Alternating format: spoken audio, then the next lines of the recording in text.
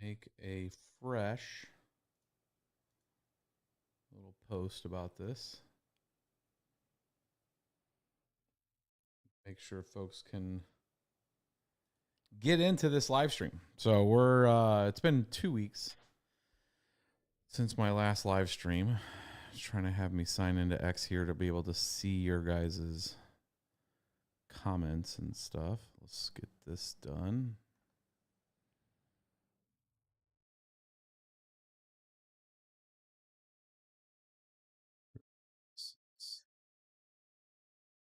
Good to go. Get some people in here. We're going to talk Miners Disrupt today. Or Mining Disrupt, I should say. And talk about what our expectations are, what we're going to be doing there, and all the fun stuff related to that. And then what you guys can expect from us there if you can't make it, how we're going to be going through and setting up live streams and all that fun stuff to be able to bring the show to you guys, and what we're going to be doing with kind of ground game while we're there at Mining Disrupt and bringing you guys the latest content related to that event. We're going to mix it up this year compared to what we typically do. Why is this thing not wanting to let me get logged in, my dudes? We're going to do this.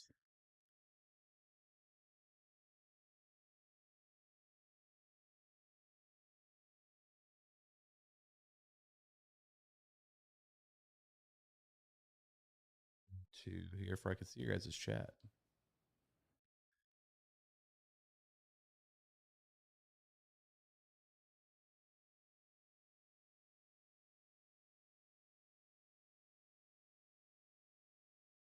I can't see any of your guys' chat right now.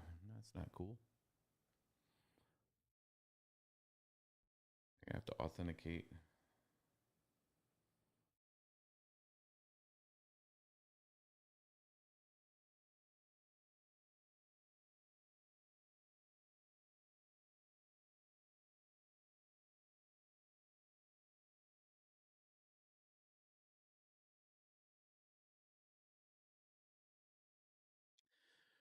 All right, my dudes, 1 second. I'm trying to get this chat logged in. It logged me out because I hadn't signed in a minute to live stream it. But effectively, I guess it's a 1 month session key. So it's not letting me get logged into here, my dudes.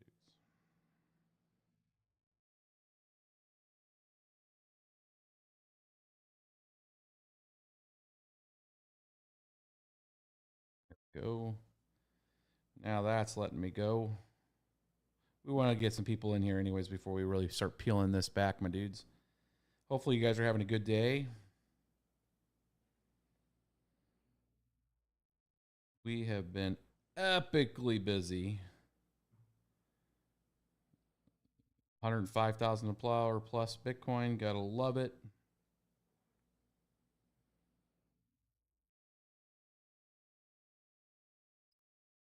Different 2 factors, my dude.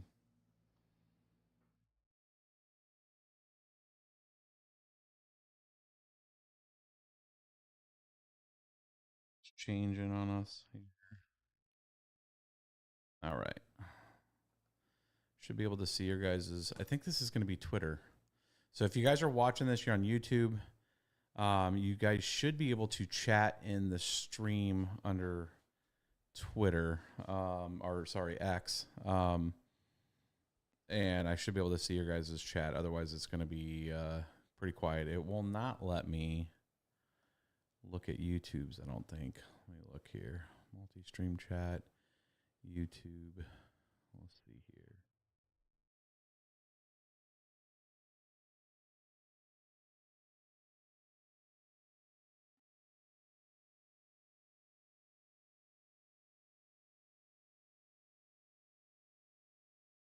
To have a delayed version of. Yep. Looks like I see some people chatting there. I see Sadie. Sadie, sometimes are you on YouTube? It's 75 people in. We're going to go ahead and get started, my dudes. So what I'm going to cover today is Mining Disrupt what the plan is. You can see it right behind me right now. March 25th to the 27th. We're going to try to get in there on the 24th, and then we'll probably stay till the 28th. And we're going to bring essentially our podcast setup, and we're going to try to do some mobile live streams. So this is going to be at a different location than it is typically. They are doing it in Fort Lauderdale, not the Miami location that they usually do by the Miami airport, which anybody that's been there, the internet has been pretty trash. So it's been very hard to do like live streaming, that kind of thing with the facility, unless even if you had like 5G ultra wide, it's just like you couldn't do it. So that's why you didn't see a ton of content live from Mining Disrupt. This new location evidently has much better internet, and they are letting us bring our Starlink. So we will have a separate Starlink node for ourselves, and that way we can stream there while we're there with you guys and kind of just take you along with it. So we have a mobile setup, mobile camera, mobile studio that we're bringing with us where we can be live throughout the facility, broadcasting on Wi-Fi 7, some of the equipment that we've picked up from Ubiquiti. So it should be pretty epic. It's going to be actually a test for us to make sure that we can actually bring you guys content live like this. We just got most of that equipment in, and so I'm going to be setting up that mobile station also here at BBT to where we can start doing some of these videos and live streams like this, where I can walk around the shop and be able to just talk to you live with a floating camera, essentially. So we're trying to modernize the content creation for you guys. We have a ton of interviews from our last year. So Patrick's asking, hey, will you release the interviews from last year?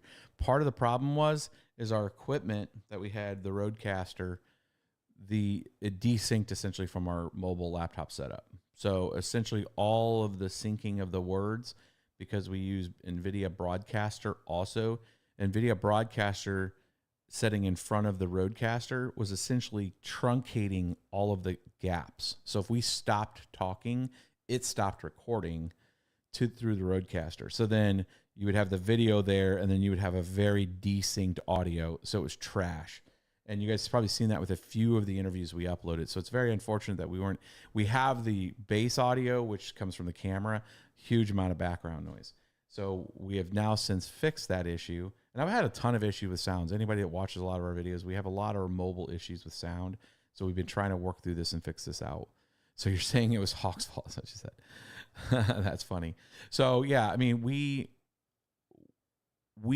captured quite a bit of content, and I'm going to switch over and show you guys some of that content from last year to let you guys know. I mean, like from all the different, things that you guys can go to from a conference, and let's just talk conferences in general. Typically, you'd have a lot of shill fest at conferences, different projects trying to shill their projects. The thing about Mining Disrupt is if you are a mining entity, you are trying to understand mining, you're trying to talk to vendors, value-added resellers, folks, brokers, those are the folks at this conference. So like if you're in the mining industry or trying to get into the mining industry, this is where the mining industry comes together with a more focused approach to proof of work. There's not a ton of proof of stake programs or anybody that shows up there. I mean, there's a few that kind of, talk about their projects, but this isn't very centric to those kind of projects. It's very hardware centric. It's power systems, transformers, the material in between, like if you're going to build a substation, down to the container companies, the ASIC vendors, GPU vendors. We've been trying to get AMD or an NVIDIA out there, from like their GPU line. I mean, there's a ton of projects still on GPUs. If you talk BitTensor, Ravencoin's still there, Flux, Ergo. There's a handful of project Radiant. There's a ton of projects out there that are still using that consumer grade hardware for projects. And then of course, anybody that's into bit streams that are looking at FPGAs. If you've seen the market and where things are going in the market right now, look at Canon's new stuff that they had at CES when we're talking about like a repurposed heater. Essentially it looks like one of the older style register heaters that you could have up against a wall. And that's a Bitcoin miner, 37.5 terahash at 800 watts, right? So seeing commercial and consumer residential products now showing up to be able to let people become participants and leverage the heat that's coming from that for winter.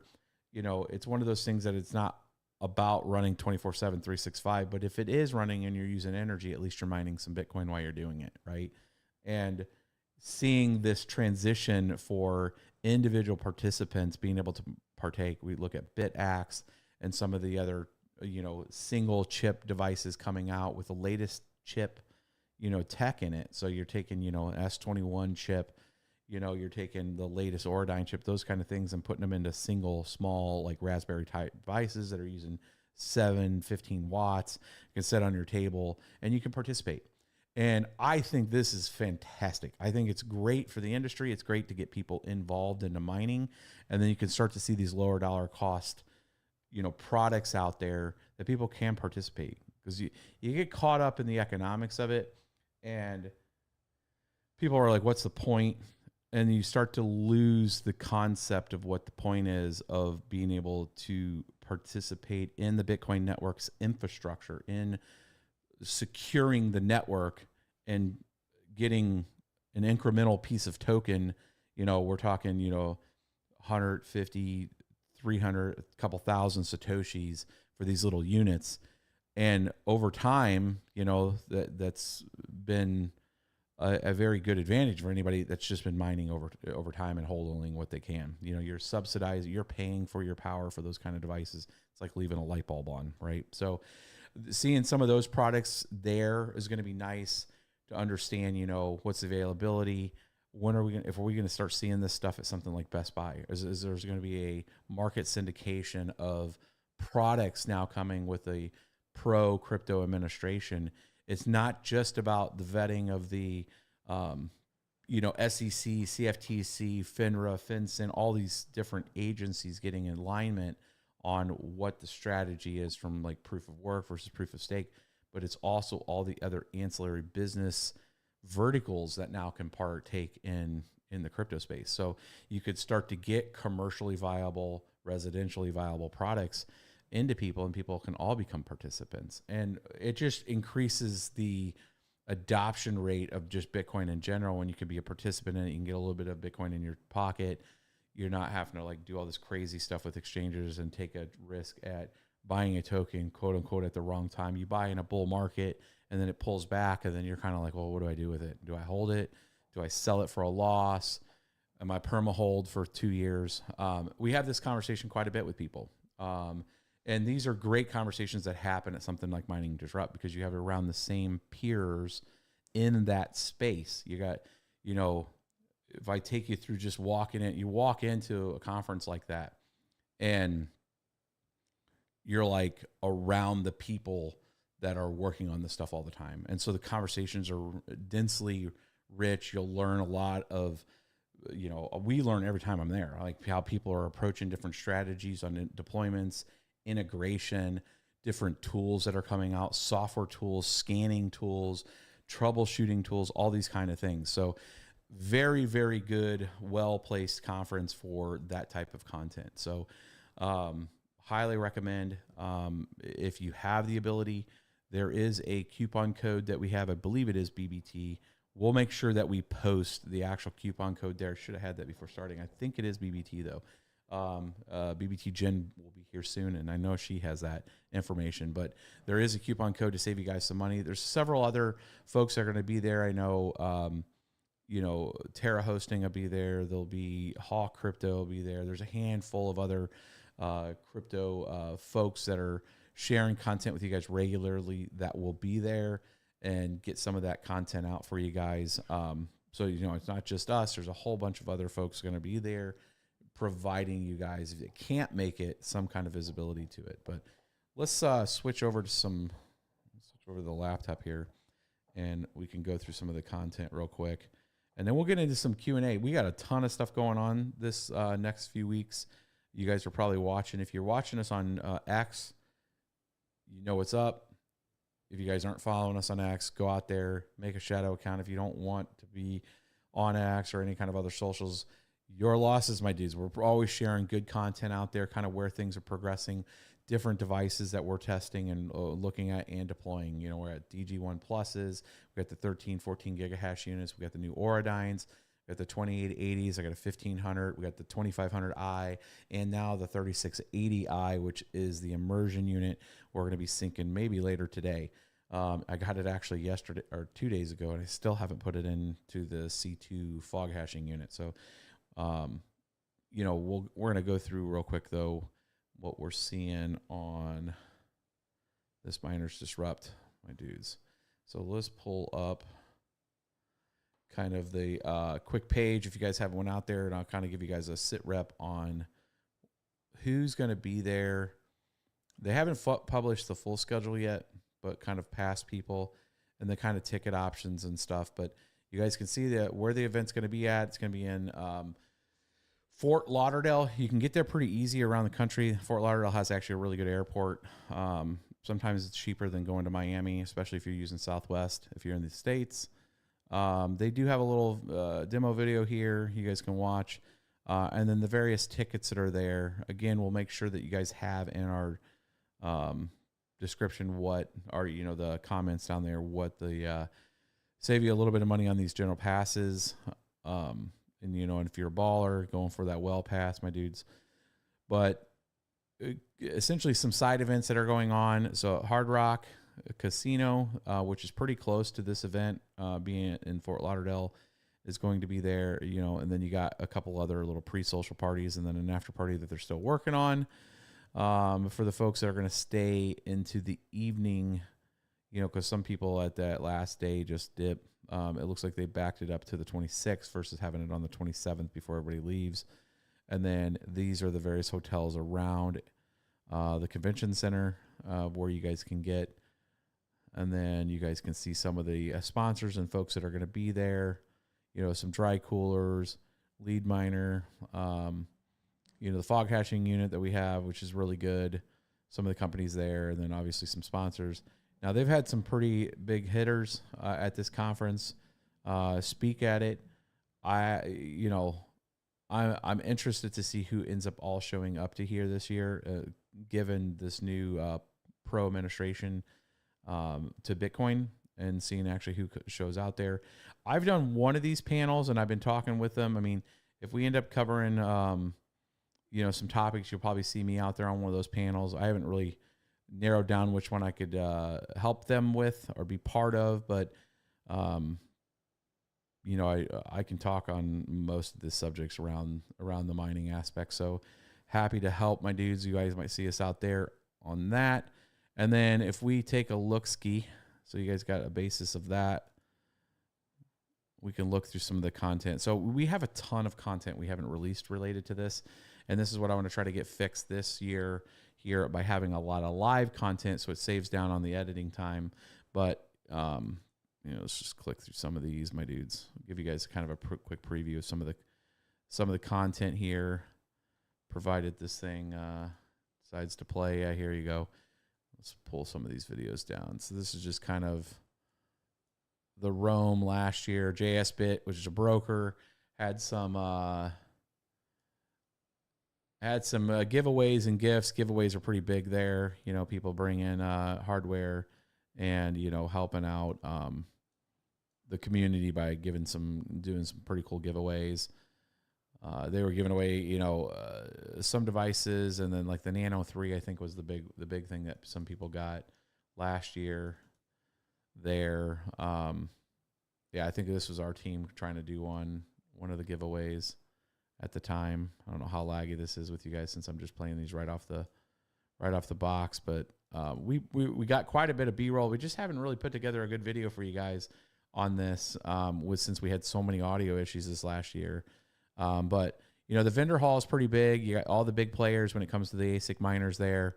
And you can get there and talk to some of these large, you know, vendors and entities. It's not just a matter of you're getting, you know, the random sales guy for one of these companies. You're actually getting the lead engineers, You're going to get, people that are decision makers on some of these, aspects. So, I know I'm selling it pretty hard, but I want to see you guys out there. If you guys are in this space, we take time out of our time to, deployment time to get out here and meet with you guys. And, you cannot miss, the history that's brought here from the mining museum. I mean, we're talking like the Butterfly Labs, dude. That's a jalapeno. That's old school. That's 8 gigahash unit back in the day. So 8 gigahash. Think about that. We used to mine Bitcoin on 5790s, 5700s. And we're talking AMD. I remember when the last series that I was mining a Bitcoin with was the 6800 and 6900 series Bitcoin. The mining museum brings a lot of that old hardware there right before you were at that FPGA to ASIC, and you get to see some of that history and see those form factors that they went through and changed to where you got into what the current kind of form factor is that you see typical for a Bitcoin miner, being that S19 series size and then the S9 series size, which WhatsMiner really kind of kept that level of size of miner. So the form factors, hash boards, all that kind of stuff, seeing some of that history is really cool. To see just, what there is. And now we're going through this next revolution on the newer retail market stuff, like the Canon stuff. If you guys have seen some of the Canon, let's bring up some of that real quick. From, some of the stuff they brought up. Let me see here. We closed out that. We're going to do BitsBeTrippin here. We're going to do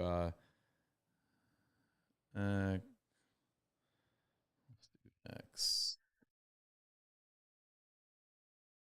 Search Canon.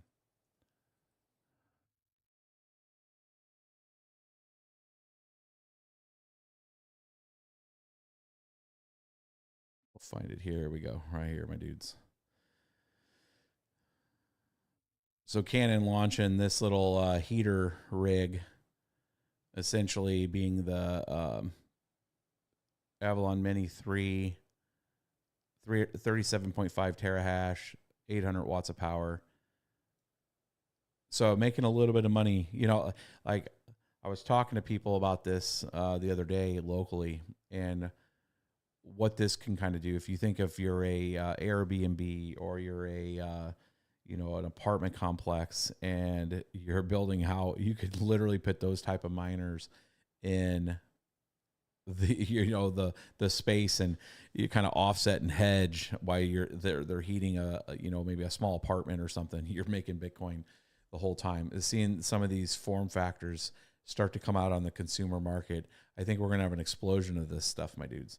I think we're just seeing the tip of the spear on being able to get this kind of hedge marketing of products, and some are going to be shit, and we got to call that out, like if they're just not good for the industry. But then you get these really efficient ones, that are doing, 30 to 50 terahash for 800 watts, and you start getting in those like 18 joules per T, 19 joules per T for like consumer grade stuff, and your tip of your spear is at 12 joules per T if you're talking like latest generation Hydro S21 Pro XP Hydro unit being claimed at 12 joules per T.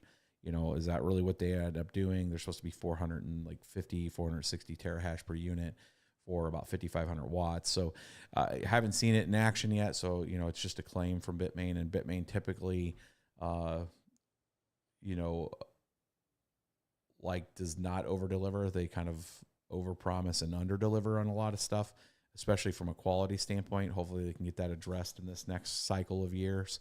But a lot of the stuff I'm seeing from Canon, I'm seeing from iPolo, some of these other companies are pretty innovative. So I'm excited for the futures, my dudes, on these products here that are coming out for the consumer. I want to see more people involved in the mining. I think it's very healthy to have a very diverse and separated, decentralized access to this type of stuff. So, looking at the participation there and bringing more people is really good. So, let's go back over here.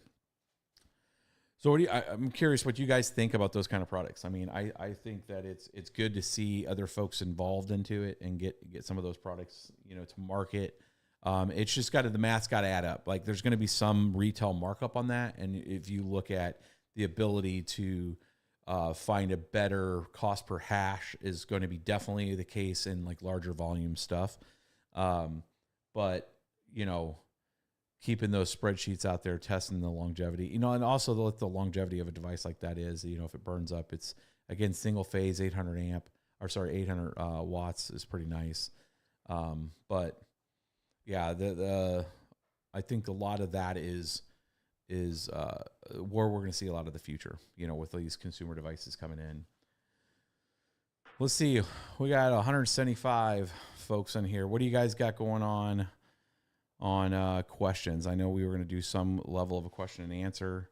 Want to make sure we get you guys that actual code to join us here at Mining Disrupt this year. It'd be great to see some of you guys out there that are doing it. You guys grinding, liking this $105,000 Bitcoin price. Let's get some, see if we get some questions. We're going to do a quick one here today, wrap this one up, and then start to get some of this content out to you guys related to this build. Any updates on your immersion mining? Which immersion, my dudes? So we have the current our i2500 in a fog hashing unit right now, and we're about to put the 3680 in. If you're watching us on X, you'll see us put that into that new fog hashing unit. We're also looking at a larger immersion farm. The legacy stuff that we had a few years back on the GPU side, we sunsetted all of that immersion. So those were for the RX cards that we had, like the RX 580s that we had got. I mean, we got that immersion kit back in 21, right? So we never deployed that, right? We saw the writing on the wall with Ethereum moving over to proof of stake, sunsetted that operation once they kind of announced their guidance to move things to proof of stake, and we pivoted that farm to ASICs, right? You guys saw that in October of 21. We could participate after May of 21 whenever China shut down, and we converted our GPU farm pretty much over to ASICs. We ended up putting 53 ASICs in there. Jason Rohde, what's up, my dude? Good to see the BBT team. Yeah. We're always on X. I mean, you guys can always interact with this X. We don't get a ton of engagement on there. We get quite a few views. We don't get a ton of engagement. So we're on X most of the time deploying stuff. Content-wise, we do daily vlogs out there. And getting, it just really comes down to editing time for us. We are pretty much full-scale operations now on, multiple sites. And it's just, the content side's really taking the hit because of it. But I try to share daily vlogs with you guys out there, just to keep that kind of thread open with you guys. Not a ton of stuff on YouTube. I think we're shadow banned on YouTube. I mean, we don't get a lot of stuff on YouTube, no engagement on YouTube when we post stuff. I mean, consider we have like 86,000 subscribers. We were producing content quite a bit on YouTube there for a short period, about 2 months. And we shredded like 4,000 or 5,000 subscribers. So like, I think YouTube had us essentially on a shadow ban. We were getting zero engagement on there when we were getting the exact opposite for the same content on X and TikTok. So essentially we were growing exponentially on there and losing on YouTube. So I think YouTube had a pretty aggressive campaign on people on crypto. I am not shadow banned on X. As far as I know, we still get pretty good hits on X, but maybe now this post administration, and I don't do anything with Meta or Facebook. We just don't put a lot of content on there at all. I mean, it was pretty scammy that we would get a lot of comments and stuff, and you could tell that it were bots. I think Meta's content control was terrible. It's probably one of the worst in my opinion. And we don't do a ton of stuff on Instagram either. It's just the different posts and bots and stuff on Instagram were terrible too. So, most of our content's on X and TikTok. Obviously, if TikTok shuts down on Sunday, that content will stop on there. It'll be mostly X and maybe get back into trying to do some YouTube shorts. But, if you guys are looking for specific stuff from us, like put comments in those X posts, and the engagement will give us some guidance on what you guys want to see. Otherwise, we're just showing kind of what our ops cadence here is. essentially site development, site planning. We go to a council meeting. I'm going to try to record that if they'll let me on Tuesday next week. We're working and petitioning to get a new 5 megawatt warehouse in one of the local areas here. So I'm working with the local municipality on getting all the zoning and stuff approved. I think that's really vital content for anybody that's actively building in this space, because we are literally trudging new ground with a local city that is trying to do discovery, trying to understand what Bitcoin mining is. Is it good for the city? Is it good from a revenue stream for them, meaning from a excise tax side? Anytime you're usually any kind of municipality or a city, they typically have ordinances. So like, let's say you're a business building in a, wanting to build into a city.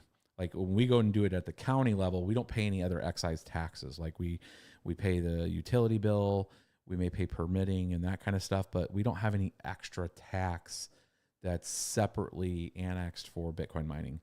When you bring your on-premise inside of a city, or the grounds of a city, they typically will have their own revenue board, right? So then they'll go out and they'll lay out the land on, here's what you can do in this area and you can't do. And what we have found in those situations is that the power company actually will pay a separate excise tax on our bill. So we'll have an additional cost on our power, not much. When you look at we're about 4.1 all in, 4.3 depending on if we're making our curtailments or not. If we miss a curtailment, we'll have a higher power bill because we don't get the cost avoidance, but the city will charge an additional small rate, right? So in our case, on like 5 megawatts, it's about $5,000 a month, right? So your power bill is around $130,000 a month in power cost. You pay about $5,000 to $8,000 in a state tax. It's about 5%. And then on the city excise tax, you'll pay, close to that $5,000. It's about 3% of gross proceeds is what it ends up being. So it costs us a little more to be in city limits, but then we gain all of these other features that you would gain inside of a city's ordinance side. I mean, it's land that's more cultivated. It's a nicer concrete road. We have access and we're really close to other things that we can source. I don't have to drive it out into, somewhere in a county or a longer drive, a steer location. So if you're there and you need something, you got to drive all the way back. So having it in a local area that you can get access to, it's kind of a trade-off, right? It's like, what am I saving? Now, are you saving $5,000 a month? Probably not. But, it all comes back down to a bottom line, depending on employees and people that are going to be there and servicing it and stuff. You do save something to be in a city. So paying those excise taxes makes, revenue for the city, but also keeps you the ability to be close. So talking with cities, the big thing is with that though, is making sure that they understand, at the end of the day, it's a zero-sum game cost equation of if it gets too expensive, or if you do something like New York did with Niagara Station, where they came in and added additional tax, like a pretty heavy levy tax on Bitcoin miners and call it the Bitcoin tax, you immediately price them out. So those kind of things are very critical for, any kind of working groups, configuration control boards, cost control boards, finance folks that are in urban planning, even if it's rural planning, those kind of things when they're talking about zoning and ordinance, of trying to produce content for those folks understand that, it sounds great in theory that you could generate more revenue from a Bitcoin miner being there, but like there is a breaking point of when the equation just doesn't make sense. And unlike other businesses, we can't go and just charge more for Bitcoin, but we are beholden to the Bitcoin price and what the difficulty is. So it can't be treated as an equal participant in a market compared to, a traditional business that could do something vertically to generate more revenue. Now, you could argue that a place like the warehouse and enough space, you could add another business there, but then, what are you doing? Are you a Bitcoin business, or are you this hybrid because you're trying to appease a city? So bottom line, folks will just move to an area that's cheaper. So those are the kind of things that we're going to be covering on Tuesday at that city council meeting. And if I can record it, I'm going to upload it for you guys. That'll be one that it goes to YouTube. But yeah, I mean, that's it. Mike Hill, my dude. I see you commenting too. So we have 192 total. It's a mix between YouTube and what's on X. And I'm imagining there's quite a few more on X. I don't know if you guys on YouTube know what the count is right now. Can let us know. There's probably 40, 50 people, I would assume, on YouTube. And then the rest being on X, having access to the video. That's the only two we're simulcasting on. I lost my ability to stream simulcast to Twitch. I have to do some other stuff for our Twitch account, but Twitch, I don't want to say is kind of dying, but it doesn't really have a big crypto following on Twitch. Seeing some other, if you guys have any other comments. Well, we're going to wrap this one up. Hopefully I didn't bore you guys too much with all the administration talk and stuff. If, again, I want to see some of you guys out there on X. Drop us hey, we're here. We're watching some content. I want to see if you guys can get us some engagement on there.